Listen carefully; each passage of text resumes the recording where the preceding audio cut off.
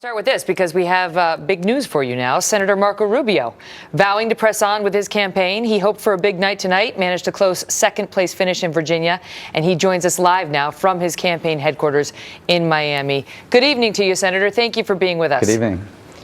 Thank you. So your reaction to what many have described here on this channel tonight is a disappointing night for you, not managing to pull out a victory in Virginia, nor any other state so far.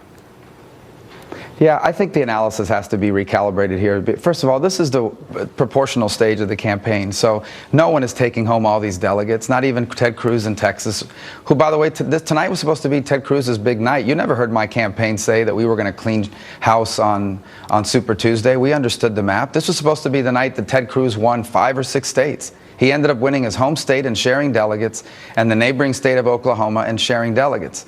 On the other hand, you look at Virginia, a state where we were down 20 points in the polls in the last polls just a few days ago. We basically fought Donald Trump to a draw, despite having to share the ballot with a number of people that probably took votes away. And we're going to leave there with as many delegates as he has. And we don't just have a significant number of delegates there, but in multiple states.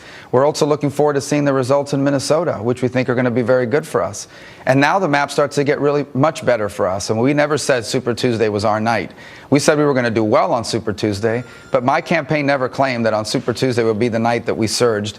We feel really good about the days to come. And you know what, Megyn? In these races, usually what happens is you have a front runner, and at some point everybody comes around and says we have to rally behind the front runner for the good of the party. They're saying the opposite. They're saying we have to rally to stop Donald Trump, who's a world-class con artist and a guy who wouldn't even criticize the Ku Klux Klan, from being our nominee, because he'll do tremendous damage to the conservative movement and to the Republican Party. So we're going to be in this race as long as it takes to ensure that he never gets to 1,237 delegates, and we do.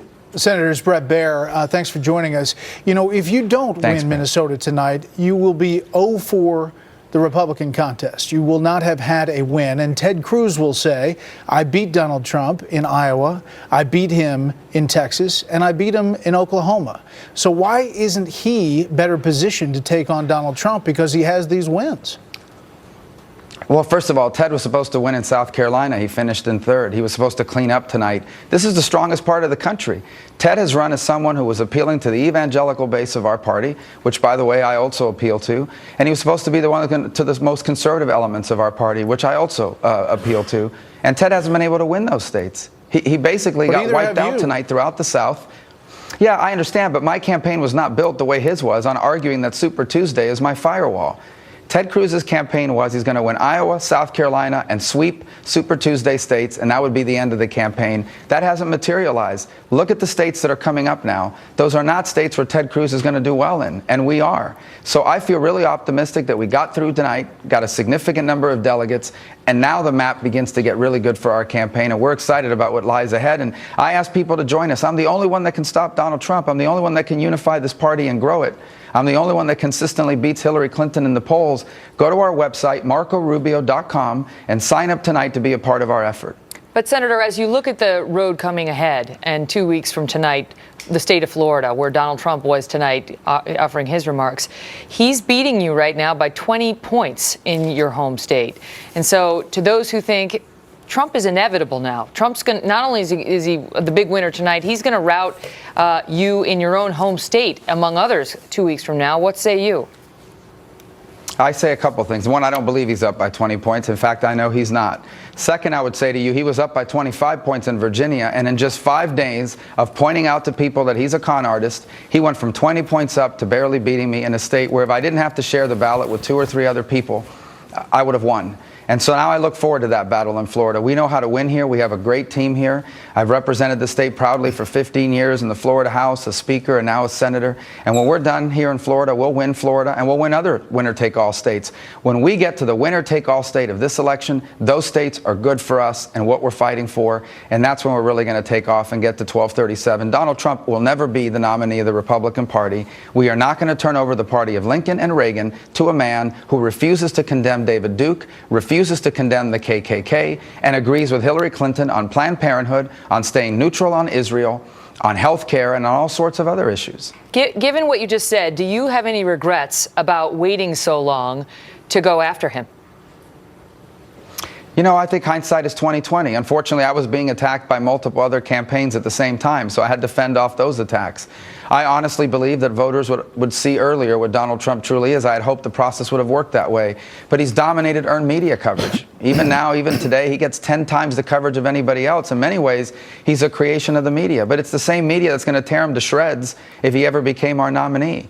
He will be a disaster as the Republican nominee. He'll get wiped out in November, and he'll take Senate seats with him, governors with him. It can't happen. The Republican Party and the conservative movement cannot fall into the hands of a world-class con artist who refuses to tell us where he stands on all the major issues, but the ones we do know about, Planned Parenthood, he defends. On Israel, he says he's going to stay neutral. He believes in a single-payer system sponsored by the government.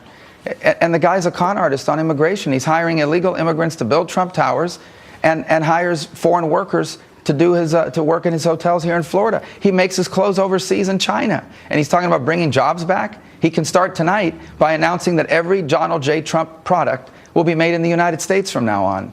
So he's a fraud, he's a scam artist, and I think as that's being exposed, you're seeing the impact tonight. In virtually every state, he has underperformed his public polling, and after just 5 days of pointing out to people who he is. I can't wait to see what it looks like in 15 days. Well, Senator, he is winning. And back to Florida, you're disputing those polls heading in, but obviously it's a big contest for you. If you look at tonight, Florida shares media markets with 19 counties in Alabama and Georgia.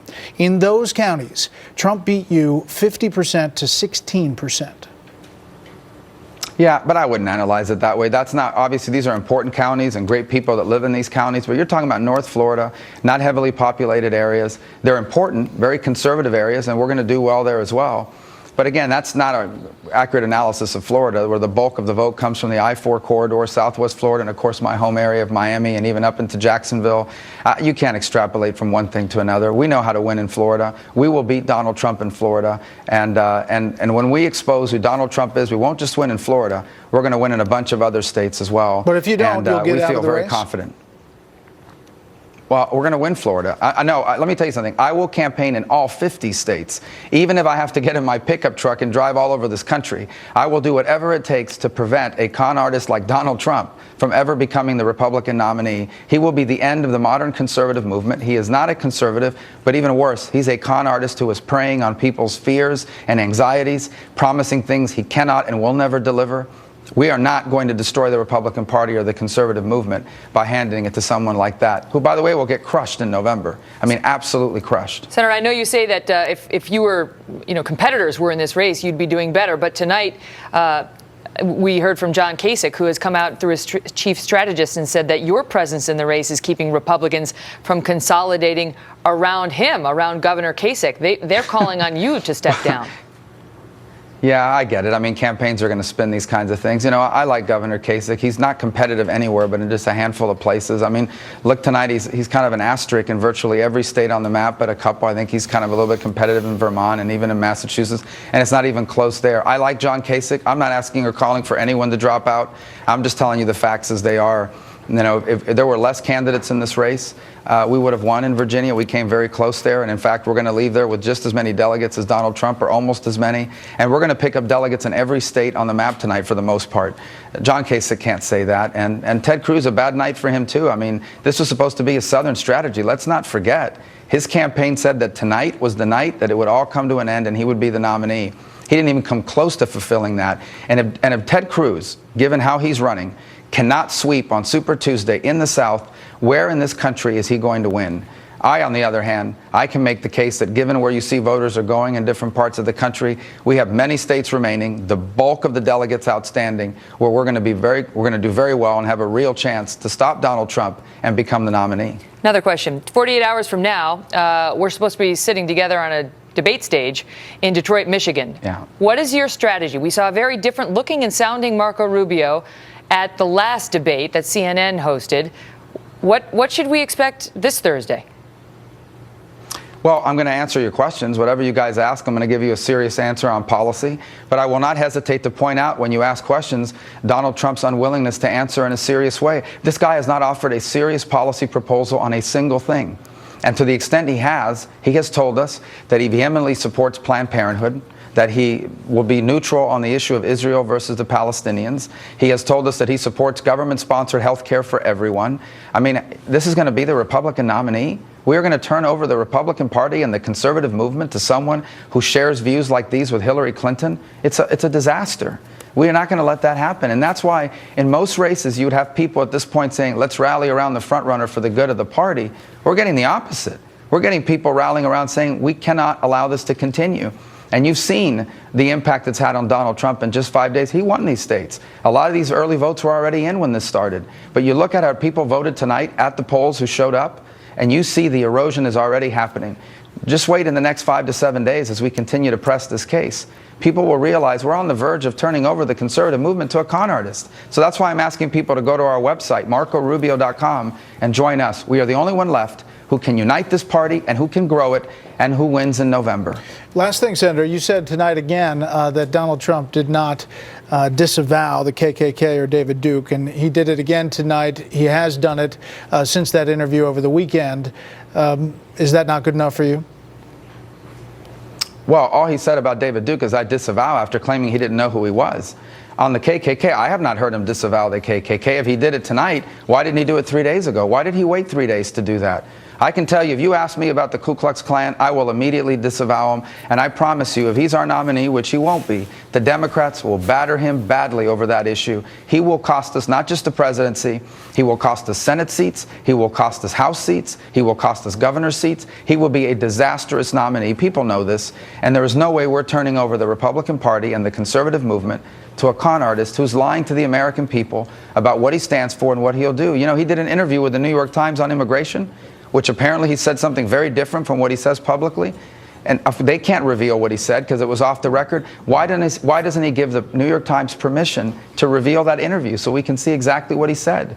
These are things that are very concerning, and I think people are starting to wake up to it. Senator Marco Rubio, great to see you. Thanks for being here. Thank you.